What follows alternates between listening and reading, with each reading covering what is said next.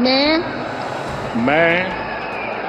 नरेंद्र दामोदर दास मोदी ईश्वर की शपथ लेता हूं कि मैं विधि द्वारा स्थापित भारत के संविधान के प्रति सच्ची श्रद्धा और निष्ठा रखूंगा। मैं भारत की प्रभुता और अखंडता अक्षुण्ण रखूंगा। मैं संघ के प्रधानमंत्री के रूप में अपने कर्तव्यों का श्रद्धापूर्वक और शुद्ध अंतःकरण से निर्वहन करूंगा तथा मैं भय या पक्षपात, अनुराग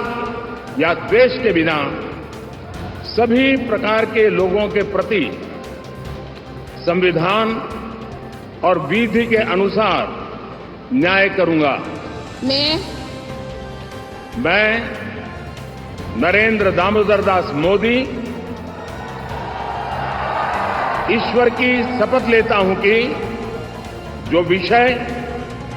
संघ के प्रधानमंत्री के रूप में मेरे विचार के लिए लाया जाएगा अथवा मुझे ज्ञात होगा, उसे